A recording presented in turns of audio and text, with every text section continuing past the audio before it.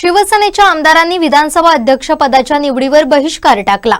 त्यानंतर आमदार आदित्य ठाकरे यांनी माध्यमांशी संवाद साधला।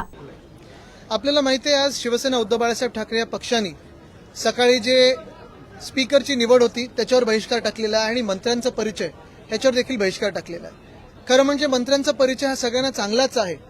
किती वॉशिंग मशीनमधून कोण कोण आलेलं आहे, कोण कसं सुरतेला पळालं होतं, गुवाहाटीला पळालं होतं, हे सगळं आम्हाला माहिती आहे।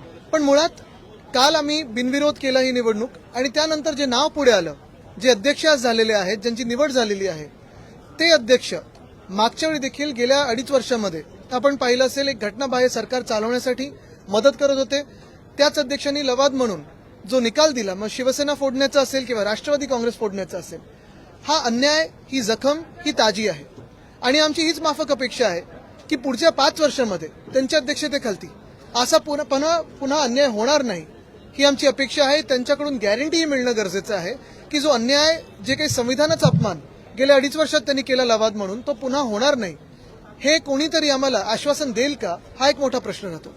तसंच आपण पाहताय, जो आनंद सोहळा किंवा कौतुक सोहळा चाललाय आत, त्या कौतुक सोहळ्यात ठीक आहे, स्वतःचं कौतुक करू शकतात, इतर नेते गटनेते देखील अध्यक्षांचं कौतुक करतील, पण हे का बाजूला होत असताना बेळगावमध्ये जो मराठी माणसावर अन्याय होत आहे, कालपासून आपण पाहतोय वातावरण चिघळत गेलेलं आहे, काही आमच्या तिकडच्या कार्यकर्त्यांना अटका झालेल्या आहेत, हे सगळं जे होतं ते आम्ही पाहू शकत नाही। आणि कुठे ना कुठेतरी ह्या सरकारने, जे ईव्हीएमचं सरकार महाराष्ट्रात आलेलं आहे, त्यांनी सांगावं, कारण मागच्याच वर्षी आम्ही जेव्हा आवाज उठवला होता तेव्हा त्यावेळीच्या घटनाबाह्य मुख्यमंत्र्यांनी सांगितलं होतं की बेळगाव ह्या परिसरात अधिकचा फंड देऊन, सोयीसुविधा देऊन तिकडच्या मराठी माणसांना न्याय देण्याचा प्रयत्न होईल।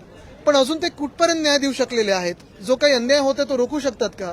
केंद्रात जे भाजपचं सरकार आहे ते केंद्रशासित बेळगावला करणार का? हा आज महत्वाचा प्रश्न आहे, त्याचं देखील उत्तर मिळणं गरजेचं आहे। असो ना, काँग्रेसचं सरकार असो किंवा भाजपचं सरकार असो, जेव्हा आम्ही भाजप सोबत होतो आणि तिथे भाजपचं सरकार होतं तेव्हा देखील आम्ही त्यांच्या विरोधात बोललो होतो, आणि आज जरी काँग्रेसचं सरकार असेल, सरकार कोणाचंही असलं तरी आम्ही मराठी माणसाच्या सोबत राहू, अन्याय हा सहन करणार नाही, ही ठाम भूमिका आमची आहे। आणि म्हणून त्यावेळी जी मागणी होती ती आज देखील आहे की बेळगावला लगेच केंद्रशासित केलं पाहिजे आणि त्यानंतरच पुढचा निकाल काही लागला पाहिजे। अद्याप तोडगा दिला नाही। नक्कीच आमचं सरकार असताना आम्ही कोर्टात देखील मागणी केली होती आणि ही कोर्टाची केस जी आहे, ती कोर्टाची केस त्याचा निकाल लागेपर्यंत आमची सतत ही मागणी राहिली आहे।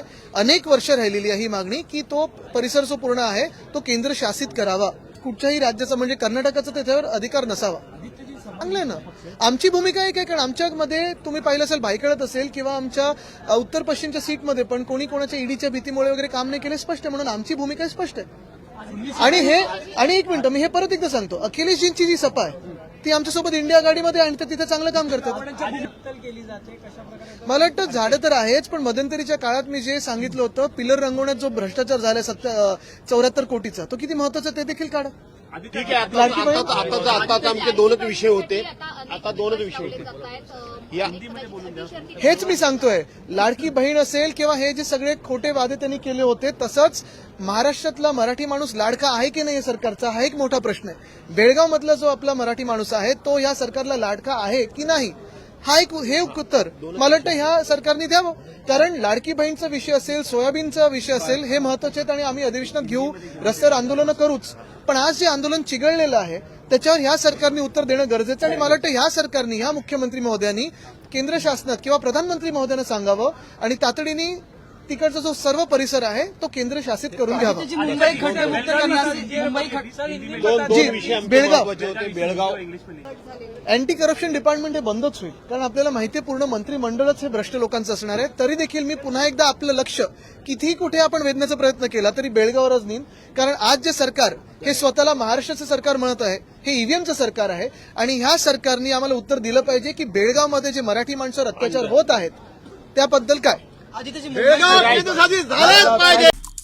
आमचे दिवसभरातले सर्व अपडेट्स, ताज्या घडामोडी आणि थेट लाईव्ह पाहण्यासाठी सबस्क्राईब करा, लाईक करा कोकणचं नंबर 1 महा चॅनल कोकण 7 लाईव्हचं YouTube चॅनल।